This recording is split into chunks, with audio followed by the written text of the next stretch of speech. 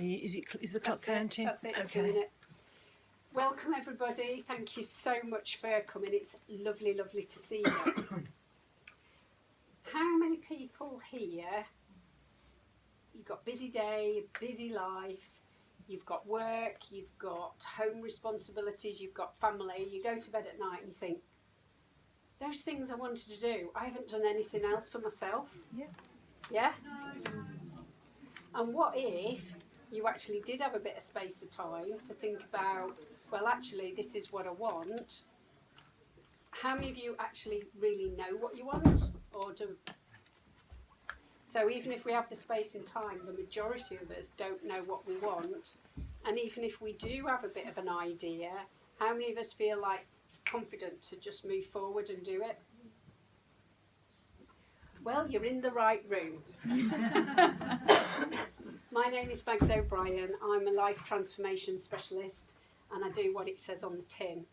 As you can tell, I'm quite straightforward, down to earth, and chuck a bit of humour in as well, because we've got to laugh about it, haven't we?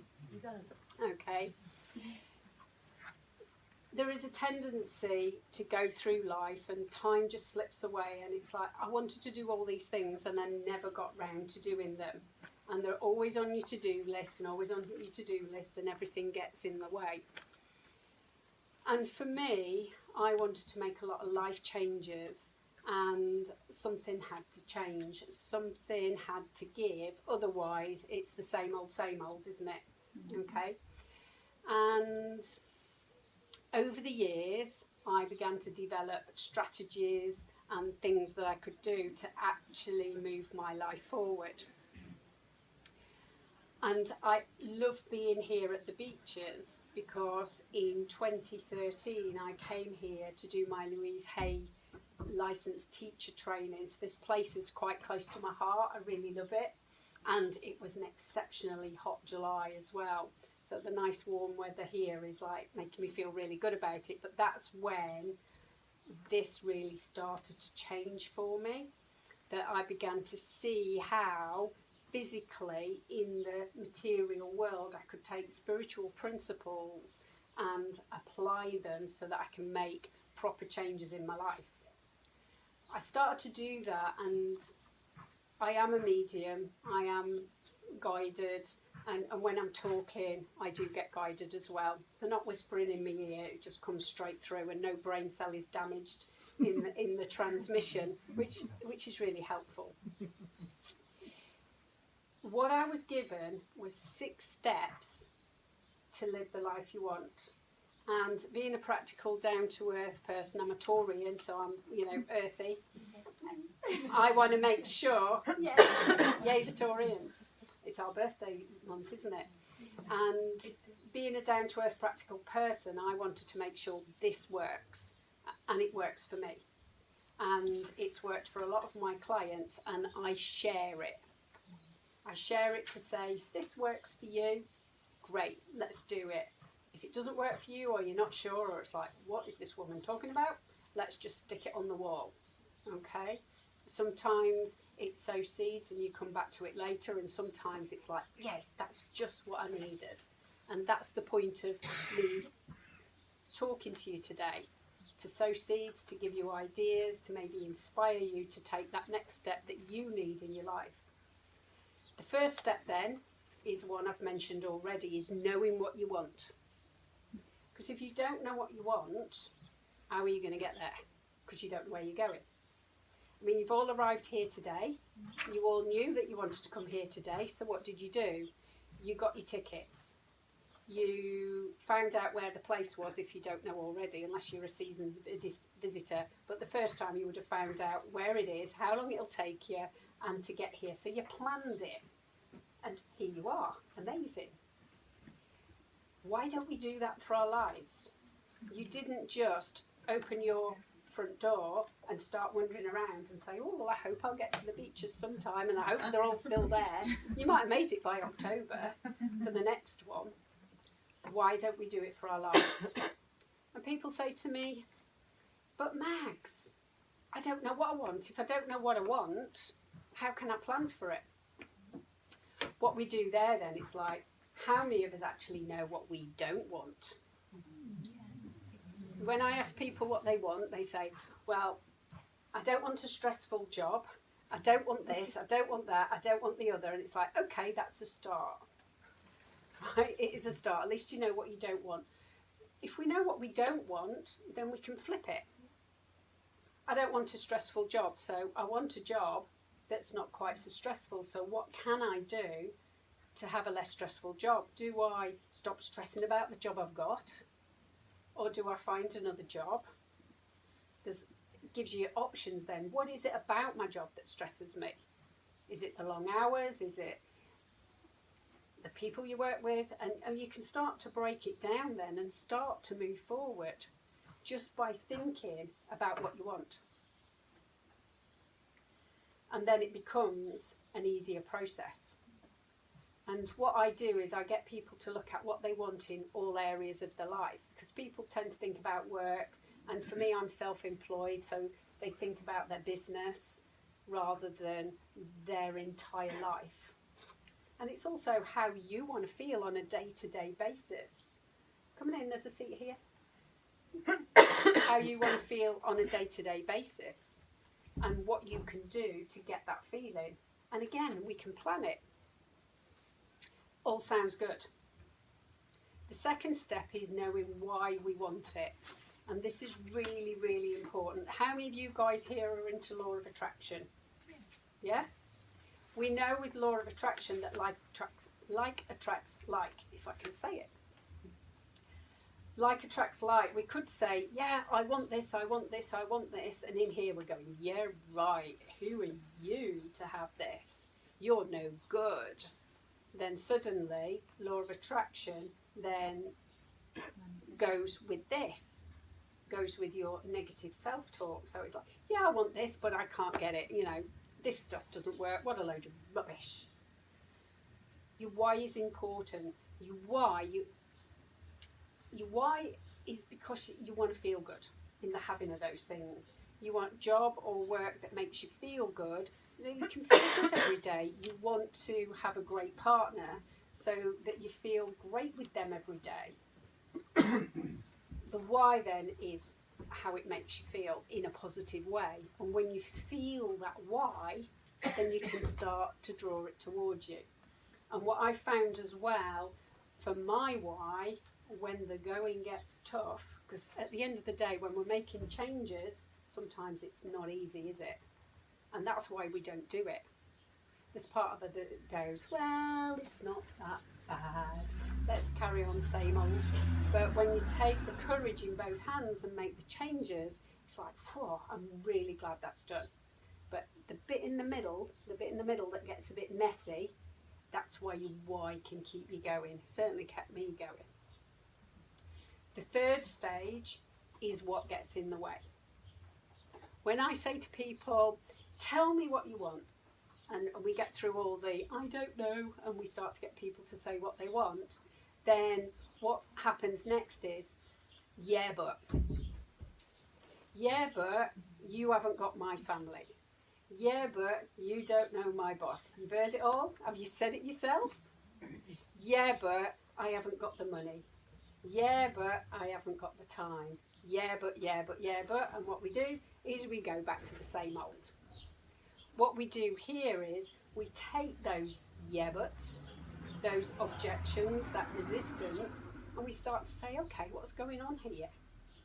What's that negative self-talk that says, who am I to do that? All these over here are great, but I'm crap. I can't do that. I couldn't possibly do that. You see me stood up here speaking, it's like, ooh, I couldn't possibly do that. But you could if you really wanted to. You might have to take steps like getting training, get some confidence, get some practice, but you could all do this. Why not? If it floated your boat. We work with all the negative self-talk, all the doubt, all the conditioning. The conditioning we get from our families, and this is not blaming the families, it's just what we know, what we get used to. And also some things that we take on ourselves that nobody did it to us, but in a circumstance we start to behave in a certain way because it protected us. maybe we got into a habit of not speaking up, because if you spoke up, you got a clip round the ear hole and told to shut up. So it's like, well, there's no point speaking. And in that scenario, it's probably best to keep it zipped. But now you're a bit older and uglier, like 21 and a half, then maybe it's not serving you quite so much now. We look at things like that, and we start to dig into all those things that are stopping you from having what you want. And again, there's lots of ways we can do it, and it's not about, I do have tissues in my office, but we don't go through that many. Apart from, there's one person that uses quite a lot, and she's sat in this room. But apart from that, we don't go through that many tissues, although I do have couch rolls, so if you need a big piece, then I've got plenty. However, so we start to work through all those things that get in the way, all those things that make us scared, and we start to get a bit more confidence in ourselves, and we realise that some of the stuff that's been holding us back actually isn't ours, and we can just let it go. Or we might realise that it is ours, and if we do certain things, then we can reduce that fear, or we can try different things and know what that fear is doing to us, and it's saying, okay, I know that's there, I know what it's doing, I know it's trying to protect me, but let's do it in tiny steps. And let's do it so that, yes, we're out of our comfort zone, but we're not in absolute apoplectic fear that we're paralysed and can't do anything. So again, we can still move forward. When we've sorted all the stuff in the cupboard, as I call it, so we open the cupboard, it's like, that's rubbish, that's rubbish, that's rubbish, that's great, that's great, that's great. Because a lot of our experiences and a lot of the things that we know are really good. And if you think about our lives, especially in our society, the majority of us, for the majority of the time, our lives are pretty good. Okay, there are some people I do totally accept that they, it's not that way, but for the majority of us, it's good. And what we do is we focus on the things that are not working and are not right, and they take on a bigger perspective than all the things that are really good. And when we do that, I liken it to like rain. You've got a little rain cloud above your head, piddling down on your head, but the sun shines over there, which it is, yeah. So you've got this little rain cloud piddling down on your head, and you think it's a bad day, when actually, when you stop focusing on that so much, you can focus on the good stuff. And it's not burying your head in the sand and not dealing. What it is putting it in perspective. It's like, yes, I've got this issue here, but yes, this is all good. And again, it helps you deal with it because it's not so overwhelming. Because when you get overwhelmed, just doesn't want to do anything. Yeah, I'm like that. It's like, no, too much, step back, get the glass of red out, that'll do. So we deal with what gets in the way, and we put all the good stuff back, and then the things that are still a work in progress, it's like, okay, we know they're there, we know what they're doing. And then it's like, okay, now this is my big dream. And for some, it is a big dream. I've got big dreams, and that's fine. For others, it's having a nice home, having nice family around them, doing what you love. It's all perfectly fine. We're all here as souls to express ourselves as we came down to be, and to be in alignment with who we are and what's right for us. So what's right for me and makes me go yay might not make you go yay, and that's perfectly fine, because we're all here an individual, so it has to be about you. And there's not, what could I call it? There's not dream envy. It's like, oh, her dream's bigger than mine, so I must be rubbish. It's like, no, your dream is your dream, and that's where you want to be. That's perfect, because then we'll all feel good. Okay? When we've got this cupboard sorted and we know what's getting in the way and how it's working, but it's still a work in progress, we can start to take that big dream that you want and start to look at, what can I draw in now? If we think about law of attraction, when you focus on what you want, you start, without this lot going, blah, blah, blah, blah, who, me? you can start to draw it towards you. And sometimes when the things we want are big, say for example you want to retire, you want to live abroad, and it's like, well, I don't know where I want to be, I don't know what I'm going to do. It's like, okay, I want to go to France. So maybe you go over to France on holiday, and maybe you get to know a local area, maybe you get to know people, maybe you end up getting a job out there, and lo and behold, you're in France because you've taken action. Whereas if you sat there and just thought, well, I'd like to be in France, but it's never going to happen, too right, it's never going to happen, because that's what you believe and that's what you're going to attract. Okay, so we can start to take practical steps to move you to where you want to be. For me, I want to, this is my joy, speaking to you guys. And in order to get where I am today, the first thing I did 2.5 years ago was go to Toastmasters International, to Shropshire Speakers, to our local group, so that I could actually stand up here and speak, and to be reasonably coherent and not to and ah to death.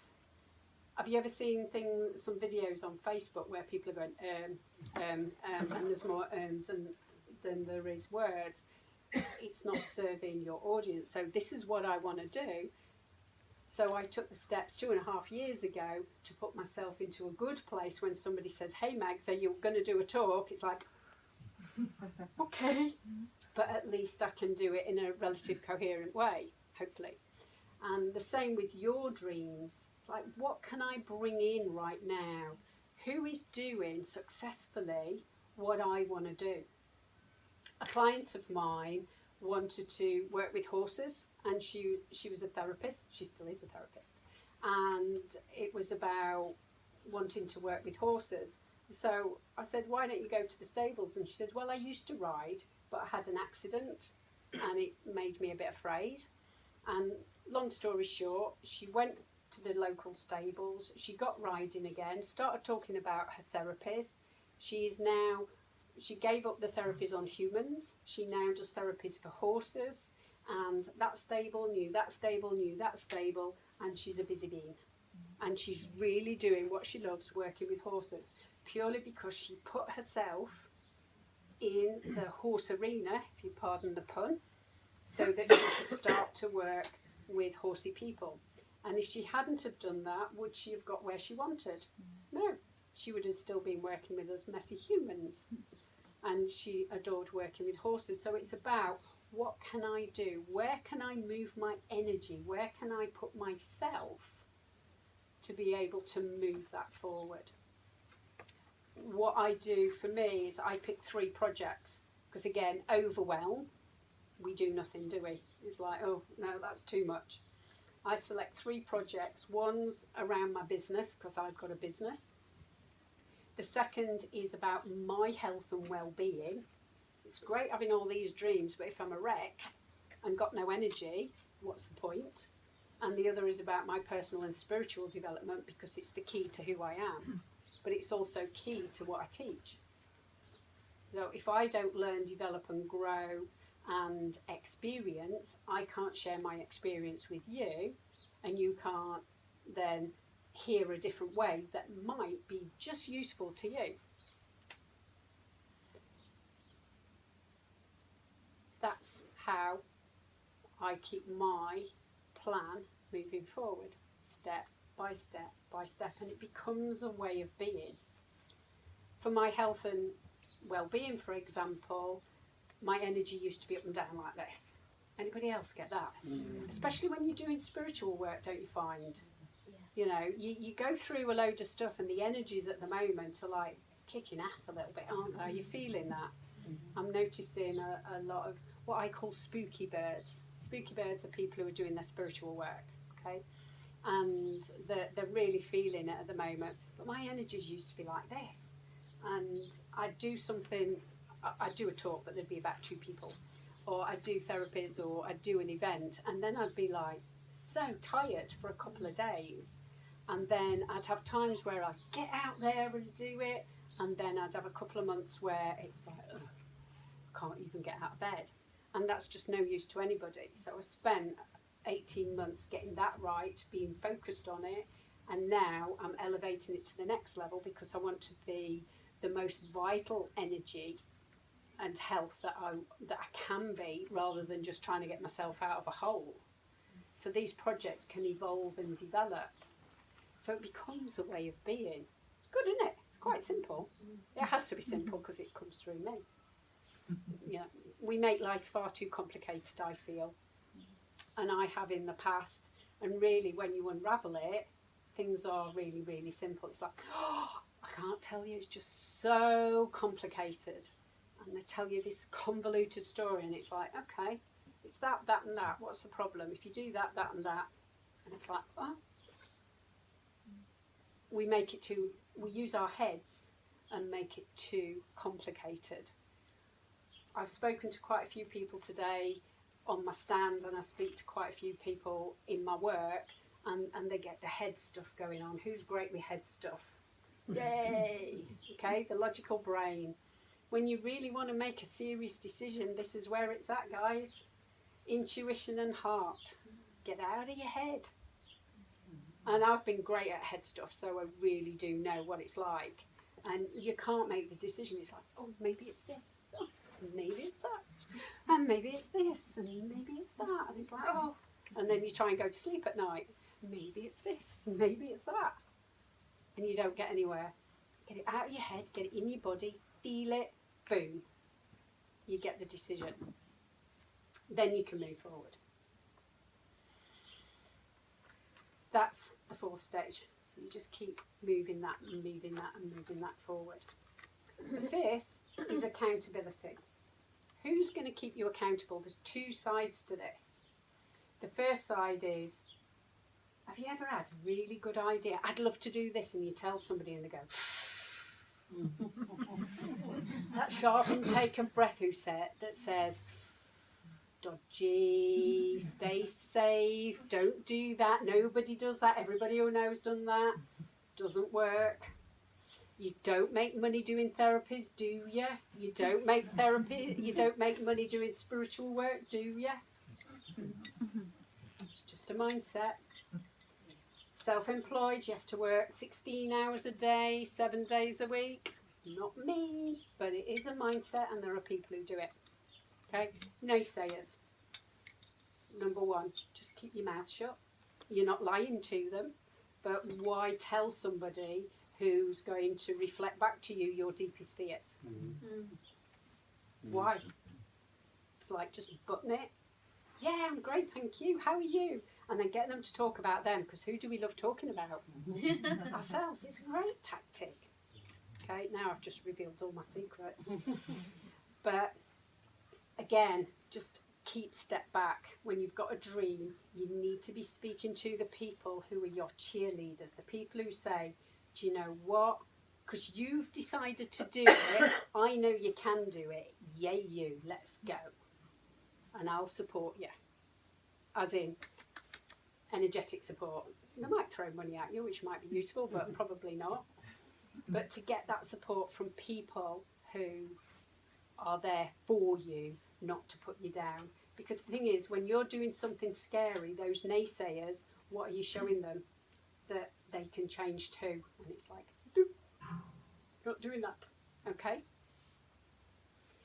The other side of accountability is, who are you going to tell? So tell those people who are going to cheer you on, but also those people who are going to say, Mags, you said you were going to do that group. Where is it?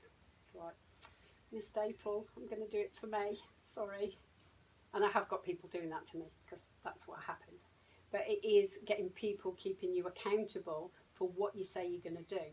But when you say you're going to do it, you're also putting it out there into the physical world to say, this is what I intend. And again, you get that drawing towards you of that support. Does that all make sense?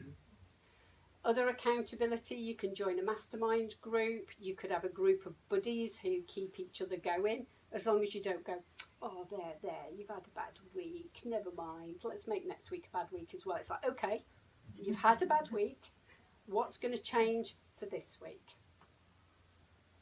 Somebody who will keep you accountable, but with love. And clearly as well, there's coming to talks, there's coaching, and there's workshops. Somebody who can help you move forward. And one-to-one coaching, it is about you getting down, what I call getting down deep and dirty, because it's all about you. So there's lots of ways to be accountable, so that's the 5th. And the last one, although it gets integrated all the way through, is a daily routine for you that keeps your energy high, your vibration high, your mood high, that's good for you. For me, I meditate, I do appreciation. Whenever I get a client, it's like, yay, love that, thank you guys. When I get a green light, yay. I think it's LV nicked my green light thing, but I'm sure we all do it. But I always say thank you for all the good things. Some people who I know, they like really loud music and a really good workout. Well, you can tell that's not me. Okay? But it's whatever floats your boat. Some people it's walking the dog, so they're in nature and they can think and things like that. But it's whatever floats your boat to put you in a good place first thing in the morning. You ever woke up first thing in the morning and go, oh God. Has the day got any better? No? You might, well, to my mind, I don't feel like that very often these days, but if I did, I might as well have stayed in bed all day and then started again tomorrow. So if you wake up and feel, what are you going to do to raise that energy and vibration? What are you going to do to make yourself feel better? Where are you going to look at all the good things in your life? Or where are you going to look at where you're going to do self-care so that you're not feeling quite so, We can change it, even from first thing in the morning. Because that first thing in the morning is the best we're going to feel all day. So if you're going to feel crap all day, stay in bed. Or do something to raise it. They're the 6 steps. Number 1, know what you want. Number 2, why you want it and feel it. Number 3, the big one. What's getting in the way? What are the things that are scaring us, the negative self-talk and all that malarkey? Number 4, make a new plan. Number 5, be accountable. And number 6, daily routine. When you put all those together and you live that, you will keep moving forward and moving forward and moving forward. And it doesn't matter if somebody says, well, you haven't got my boss, you haven't got my husband, you haven't got my wife, you haven't got my kids. You can still move it forward. And when you deal with what gets in the way, all those things sort themselves out, would you believe? Because either you don't care anymore, no, I don't mean you don't care about them, but you don't take on their stuff, or they stop, which is great, or they go and do it to someone else, because energetically and vibrationally, you're not in that place for them to push your buttons anymore. And those, ladies and gentlemen, are the 6 steps that I share with you in the hope that it's given you some inspiration and some ideas. I'm a spiritual life coach, and if you want to come and chat to me after this talk, I have got a stand in there right over in the corner on the left-hand side. I offer free consultation for this, and I can tell you all about that. Or if you want to get on my mailing list, I send 1 email a week and everything you need to know is in there. I don't do junky spammy stuff. And that's it. Thank you very much for listening.